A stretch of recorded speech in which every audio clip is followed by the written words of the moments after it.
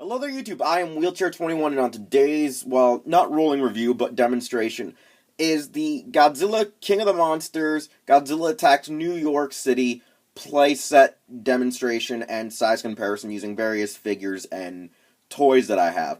Now, I don't have a lot of the Trendmaster figures on hand. I just have the basic, I would say, 4-inch scale figures to start off with this scale. We're going to just use Godzilla, and we're going to grow our way up till we get, like, Godzilla MonsterArts, till we get, like, Ultraman Figuarts, and Mini-Pla, and somewhat, and so forth. So, don't expect everything you think will be on here to be on here, because we're just going to go with just random stuff. So, like I said, first off, this is the basic 4-inch figure.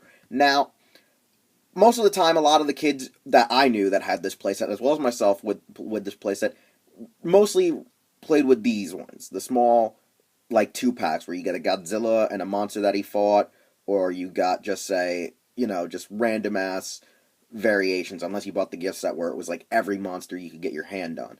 This is kind of a little too small for how the city is scaled.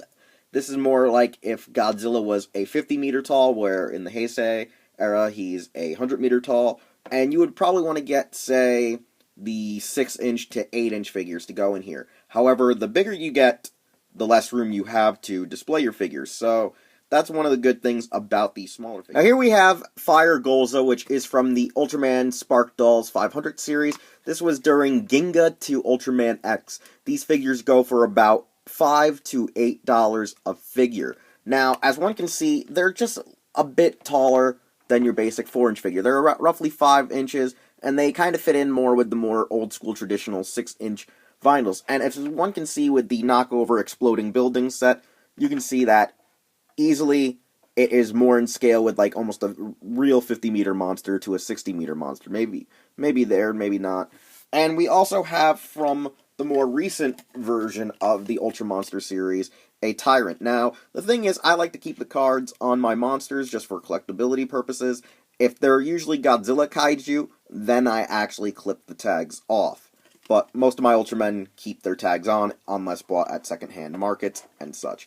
Now, as one can see, Tyrant is a little bit more in scale with Godzilla, and it's good, because if you're a fan of Neo Monster Island comics, you know that Godzilla and Tyrant have a weird rivalry going on, if you've ever read those comics. I'm pretty sure they're defunct now, because I haven't seen any updates from that guy in, like, years. Or I just don't go to the website as much these days.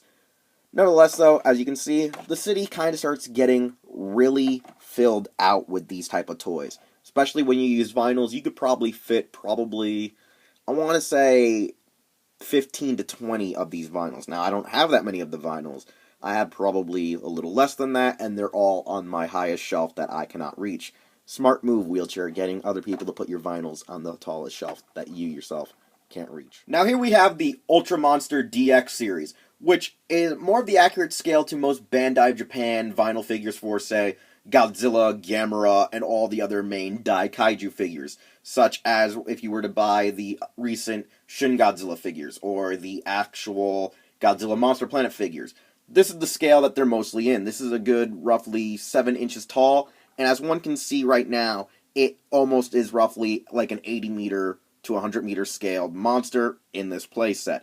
Now, Zyborg himself is only about 66 meters tall. However, like I say, when you see this playset, he is now almost 100 meters tall, and fits in real well with the skyline.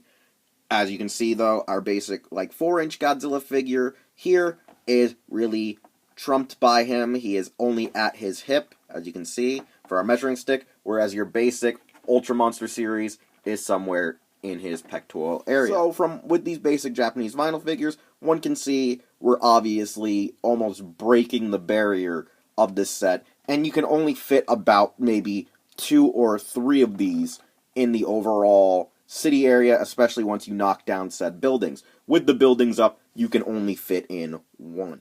Next up, we have some basic vintage Power Rangers 5.5-inch monster figures. Now, I don't have any of the Zords nearby, nor do I have any of the modern-day figures, which are roughly 5 to 6 inches. Now, the good thing about it is, having it in the 5 to 6-inch scale, you start getting that Power Rangers vibe of being always around 40 to 50 meters tall. You can put quite a slew of monster figures throughout this thing to have fighting your Megazords, and it works really good. I like it. You can see there is obviously still scaling issues with these basic Trendmasters Godzilla figures. However, putting your Ranger monster figures in here, putting your Ranger Megazords in here, whether it be the old Bandai America toys to the new Bandai America toys, you're still in the realm of playability for this set. However, if you want to display, say, your freaking Build-A-Figures from the Legacy line, this is where stuff, yet again, gets overscaled. As you can see, the Megazord is all the way up to a building, which is almost out of frame in general. Once I move the freaking giant mole monster here, you can see it's still out of range. And you can maybe fit up to, I want to say, 5 of the Build-A-Figures. However, since there's only a few thus far, you can only maybe get in, say, 3. Because right now we only have just the Ninja Storm, the original Megazord, and the Astro Megazord that are completed. We soon will have the Dino Thunder Megazord, as well as, I think we're going to have the Zeo Megazord. So once you get those, you can fit in at least a total of 5 to maybe 6 Megazords. And as you can see, they're almost in the 80 meter to 100 meter range, which is not accurately scaled whatsoever. And now we're getting into my more favorite things to collect, the Mini-Pla. These are the Bandai of Japan little miniature model figurines that you can build to make up your Super Sentai Megazords, Super Sentai Mechas, Super Sentai anything, or Super Robot series, so on and so forth. They're pretty much like just regular Gunpla, just for Super Sentai, and it's great, it's fun, it's cool to play with. Now, here we have Kureno from Uchu Sentai Q-Ranger, we have Gigant Ho-Ho, and we also have Ryuteo from the series. They're roughly about 6 to 7 inches tall, and they are a little bit out of scale with what the city proportions are. However, they do look nice in the overall display. As you can see, Godzilla goes right up to their hip.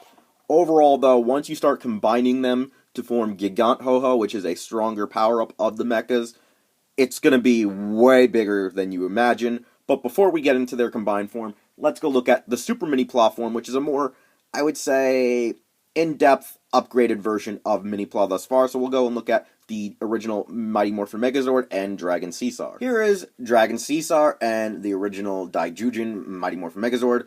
Now, here's the thing.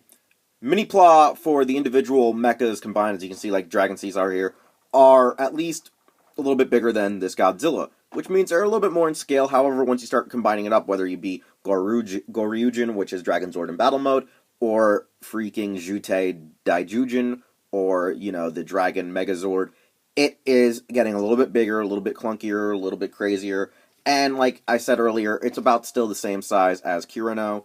There's not that much of a difference, just a little bit more added additional, I would say, joints and posability to the overall figures to make more dynamic displays with this playset. Now, as one can see, Q-Tama Jin, which is the combination of the 3 earlier shown Mini-Pla for Q-Ranger, is bigger than this playset.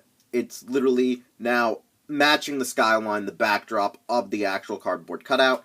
It is now almost as tall as what I think is the Chrysler building on the left-hand side. And as you can see, Godzilla is still no more than about up to its knee. So, as one can see, now the mecha are completely out of scale with this playset, and when you do use combinations like this one, the width of them starts really maxing out the entire thing. You could probably display, well, this fusion or this combination with a few other combinations throughout Sentai's histories, like Wild Tosai King, which I do have on my desk, but trying to slot it in there is still a chore. I do not recommend doing this if you want to try to get the most out of your, I guess, proximity, you know, from the length and the width and the whole distribution of what you can display in this Here we have some of the Figuarts from my Ultraman collection. So far, you can see we have Ultraman Orb Origin, we have S.H.Figuarts Gamora, and King Joe is off in the background. Now, as one can see, Godzilla is now up to the abdomen of these. However, even though they're supposed to be 40 meters to 50 meters tall, or even 60 meters tall for some of the kaiju, they still fit quite nice with this skyline, even though the scale is still off. Honestly, I am really loving taking pictures of this set with the actual Ultraman in here. I'm literally going to keep out this set for the next couple of days and do quite a lot of photography with it and put it up on my Facebook fan page. So stay tuned and check it out when you can. We are nearly to the end of this demo, where we now see that we have NECA Godzilla in here. Now, this is Mechagodzilla Gmk. Honestly, it is probably one of the best NECA figures to have in here, aside from 84. Now, the funny thing is 84 and Legendary Goji, which are other figures that I own and do have actually on my channel as reviewed, are not on me right now. I actually keep them in my, I would say, TV room, where they're actually right in front of my TV, where this one I keep in my office here, and they're all about the same size. The only difference is the depth and length of each of their tails and how well their tails move. This is honestly, though, my favorite figure. That's why I keep it in my office where I review. And honestly, as you can see, this is almost now, instead of being 50 meters tall, almost 80 meters tall when you try to do a size comparison of the city skyline, where this one more feels like your 50-meter tall monster. Still, it looks very wonderful and looks really good in this display. And honestly, seeing New York destroyed like this with this Godzilla in here is very kind of symbolic, seeing that, you know, this one is a goddamn beast and demon who would set through the city like it was nothing. For our MonsterArts, we're going to only be looking at 54 Goji, the original Godzilla. We're going to go looking at him and see how well he looks, which honestly, for a 50-meter tall monster, he still kind of looks pretty good scaled with the city thus far. Probably needs to be a little bit shorter, though. However, I do think he is very elegantly displayed in this set. However, the only good ways to display a Godzilla in this set, when it comes to MonsterArts or NECA figures, are either on an angle like this, or an angle like this. You don't really get that much play out of it. However, for our next one, it is the behemoth himself, Shin Godzilla, who honestly is going to be the hardest one to display in this set. There are various other Godzilla figures, however, I'm going to go with my two more favorite to pose and mess around with, due to the fact that they're a little bit more well articulated than all the other figures I've owned thus far. Alright, and we finally are at our final figure to display in this set, which is Shin Godzilla. Now, MonsterArts Shin Godzilla is probably one of the biggest MonsterArts you can possibly have outside of Biollante and the Ultimate Koyoku Godzilla 84 or 89 figure art, or monster art. Honestly, I recommend that people stay in the realms of Power Rangers figurines, old Trendmasters Godzilla figures, Mini-Pla, as well as Ultraman Figuarts, because once you start getting into the realm of the monster arts, the length of their tails and the overall, I would say, depth of the figure's volume, the figure's mass, is going to just overly, like, wreck your idea of putting more than one figure in this diorama set. However, Shin Godzilla looks like he's at home in this set, since he is one of the most destructive Godzillas ever known to man. In addition, I don't recommend doing several Mini-Pla combinations in this set, because you're going to be way outscaled and outpriced, or I wouldn't say priced, but it just takes up a lot of freaking room. Gundam model kits don't really fit in here, nor do the MSIAs. I wouldn't recommend it. It would just be off of scale. But keep to Tokusatsu figures, because they look the best here. Nevertheless, I do apologize for making this video 3 years a little too late. However, I think the reward comes at the price of having, you know, several Ultraman Figuarts now, and Godzilla MonsterArts that give people a good depth of how much you can put into this thing, or what can you or can't you put into this thing. I don't recommend Deluxe Megazords, I don't recommend Deluxe Sentai Mecha. Keep it down to very, like, low tier, highly articulated figures, and you can have so much fun with this set. Honestly, I'm going to keep taking more figures of this thing and show it off on my Facebook fan page, which you can check out at Wheelchair21, or the Twitter, or my Instagram, which is Taja_Doyle. If you like this video, please leave a like, comment, and subscribe, and go back and check the original full review of the Godzilla Trendmasters Attacks New York playset. Anyways, I'll see you all next time.